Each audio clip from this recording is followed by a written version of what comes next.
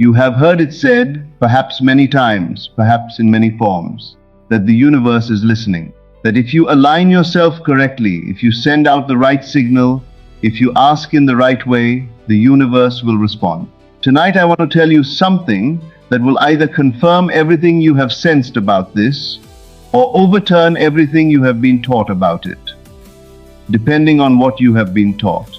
The universe is not listening to you from some distant place. The universe is not an external intelligence that monitors your requests and decides, in its wisdom, which ones to grant. The universe does not weigh your worthiness, assess your sincerity, or evaluate the quality of your technique before responding. The universe, and by this I mean the totality of everything you experience as your world, is your own consciousness pushed outward into form.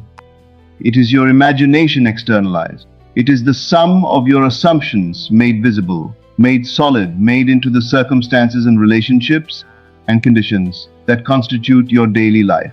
When we say the universe is listening, what we actually mean is this: your own consciousness is recording, with perfect fidelity and without a single exception, every assumption you hold is true, and it is externalizing those assumptions as the facts of your experience. This is not poetry. This is the precise mechanics of how consciousness operates. And once you understand it, truly understand it, not as an interesting idea but as a law, as reliable as gravity, you will never again look at your outer world the same way. You will see it for what it is: the mirror of your inner world, the harvest of your planted assumptions, the report on what you have been accepting as true about yourself and reality. Tonight I want to take you deeply into this understanding, not to give you techniques, but to give you the comprehension that makes technique unnecessary. Because when you truly understand the law, you do not apply it the way you apply a method. You inhabit it the way you inhabit your own nature. Let me begin with what may be the most practically important thing I will say tonight, because it addresses directly the confusion that causes most people to struggle with the law even after years of studying it. The universe does not respond to your wishes. It does not respond to your hopes. It does not respond to your prayers, if by prayers you mean the sincere verbal expression of what you would like to have. And it does not respond to your affirmations, if by affirmations you mean the repeated declaration of something you are trying to convince yourself is true. I know this is not what most people want to hear, but I tell you this out of respect for you, not out of cruelty. Because the sooner you understand what the universe actually responds to, the sooner you can stop doing the things that are not working and begin doing the one thing that always does. The universe responds to your assumptions, not what you wish were true, not what you hope will be true, not what you are trying to feel despite the evidence, but what you genuinely, deeply, in the substance of your being, accept as true.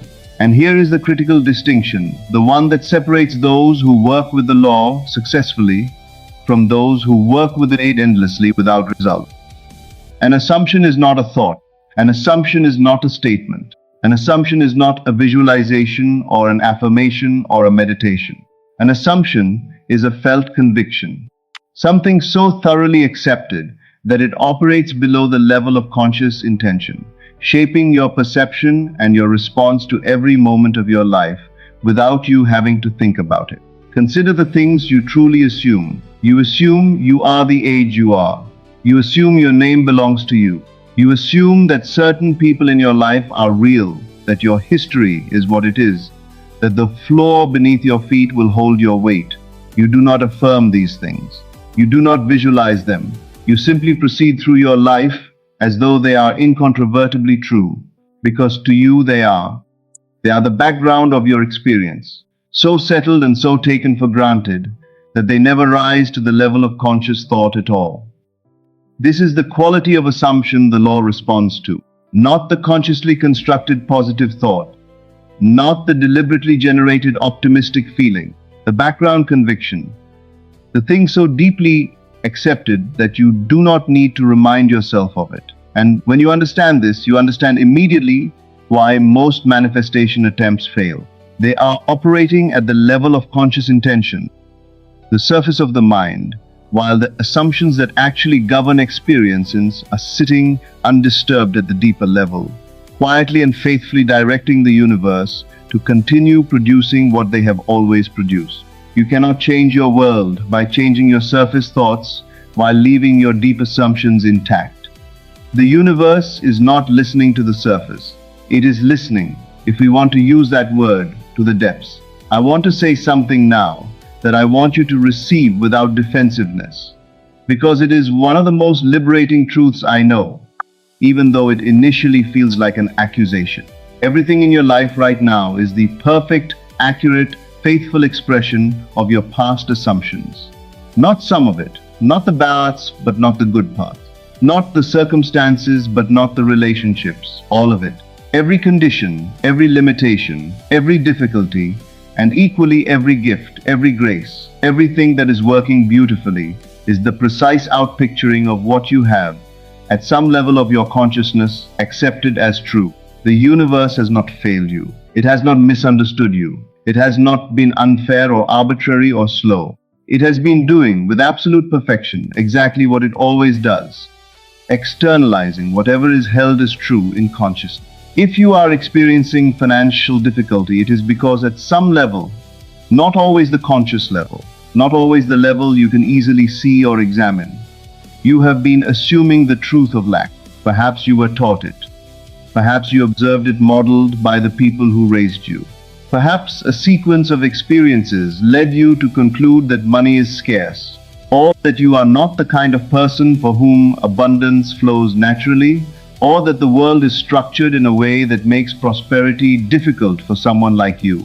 Whatever the origin, the assumption took root, and the universe faithfully has been growing that assumption into your outer experience ever since. This is not blame. Blame would be cruel and also inaccurate, because you did not consciously choose your limiting assumptions any more than a child consciously chooses to speak the language of the household it is born into.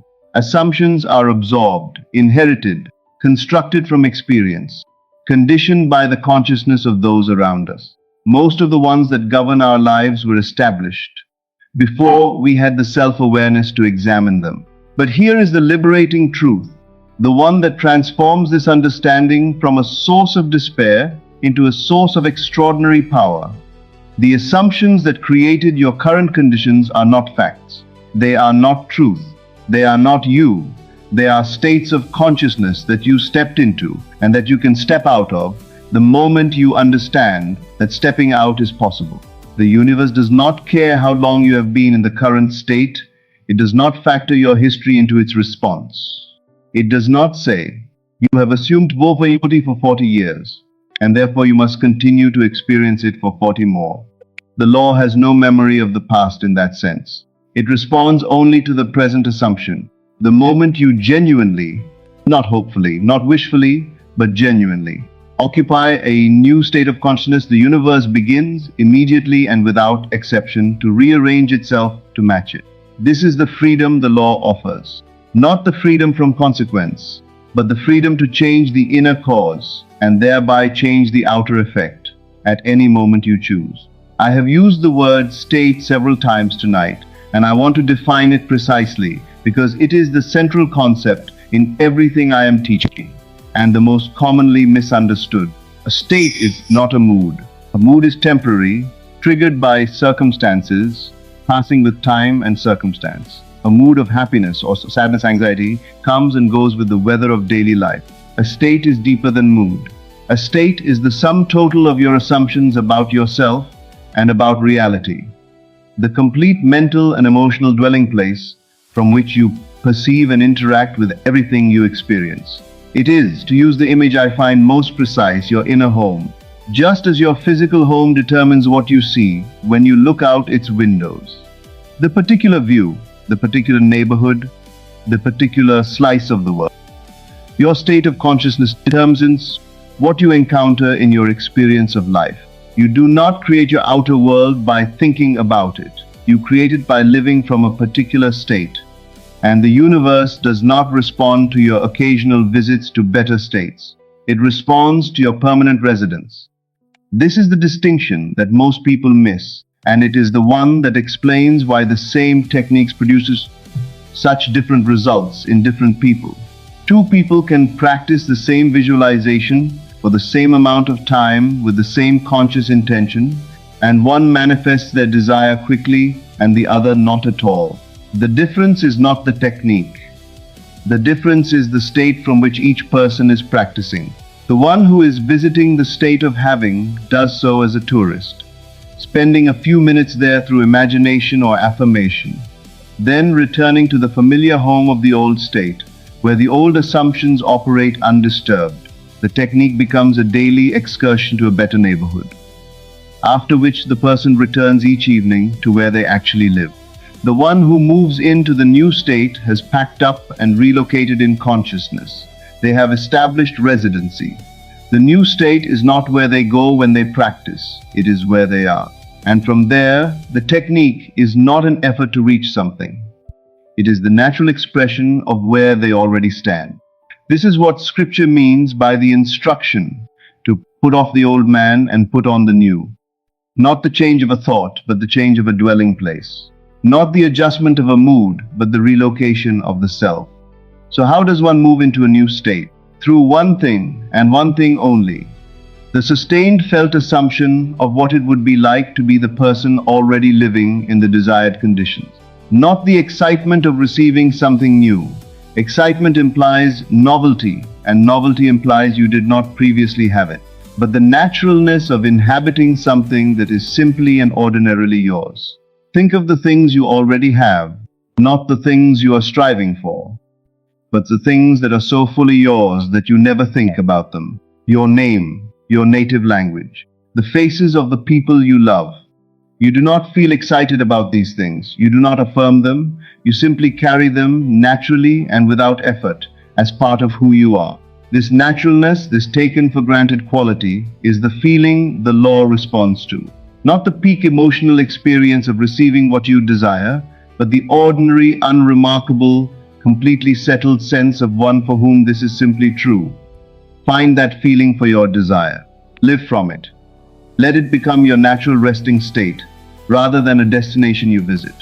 That is moving into the new state. And the universe, which is your own consciousness pushed out, has no choice but to rearrange the outer world to match it. I want to address now something that is rarely discussed with the directness it deserves, because I have found it to be one of the most useful practical tools available to anyone who genuinely wants to understand what state they are occupying. Your reactions reveal your state more accurately than any technique, any affirmation, any conscious intention. Not your deliberately generated feelings during a meditation.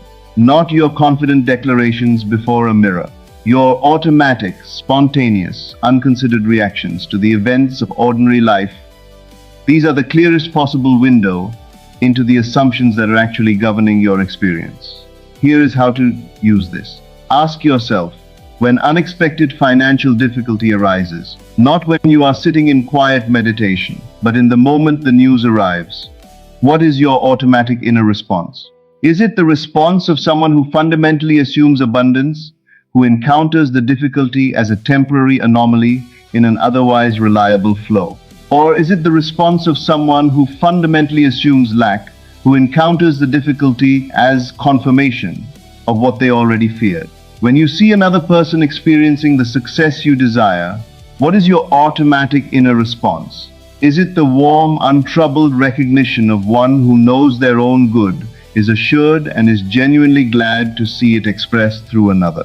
Or is it the tight, slightly painful response of one who sees in another's success evidence of their own insufficiency? When someone raises the possibility that your desire may not be achievable, your automatic, before you can stop it, internal response to that suggestion, does it land in the settled certainty of a state that simply cannot be disturbed by such a suggestion? Or does it find a purchase, a small but real foothold, in the doubt that was already there waiting for it? These reactions and the feeling quality they carry are not problems to be solved through better technique. They are information.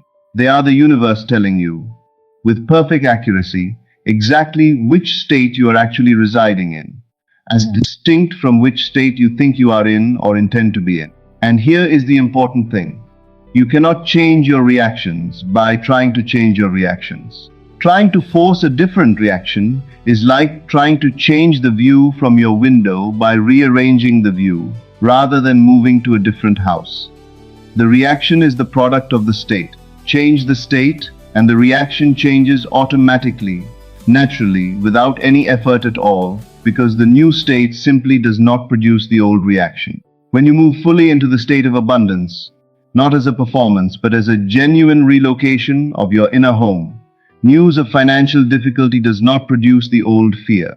Not because you are suppressing the fear, not because you are bravely overriding it, but because the state of abundance does not contain that fear. The state itself is the answer. This is why I keep returning to the state again and again as the only work that matters. Everything else, the techniques, the practices, the visualizations, they are valuable insofar as they serve one purpose: moving you into the new state and keeping you there. When they do that, they are invaluable. When they become substitutes for the state rather than means to it, when you practice the technique but return immediately to the old assumptions, they accomplish nothing. Watch your reactions. They will tell you the truth. There is one more thing I must address tonight, because it is the place where even those who genuinely understand everything I have described will sometimes falter. And that is the interval between assuming a new state and seeing it reflected in the outer world. The outer world does not immediately change when the inner state changes. There is always an interval, sometimes brief, sometimes extended, during which the inner assumption is fully established and the outer world continues to reflect the old one. And this interval is where most people abandon their new state and return to the old. I understand why. The outer world is very convincing. It presents itself as solid, as factual, as the undeniable truth of your situation. And when it continues to show you the old conditions, the empty bank account, the absent relationship, the persistent health challenge, after you have worked earnestly to change your inner state, the rational mind draws the obvious conclusion: it isn't working. But I want to offer you a different way of understanding this interval. Your current outer circumstances are not the present state of reality. They are the past materialized. They are the harvest of assumptions planted days, weeks, months, years before this moment, assumptions that have now fully grown into visible form. The outer world is always reporting on what was, not on what is. It is the record, not the creator, the shadow, not the light. When you plant a new assumption in consciousness, the outer world cannot immediately reflect it, because the outer world is showing you what was already planted. The new seed is still beneath the surface, growing in the darkness, not yet visible. And in this interval between planting and harvest, the outer world will continue to show you the old crop. Not because your new assumption is not working, but because the old harvest was already in the field before you arrived.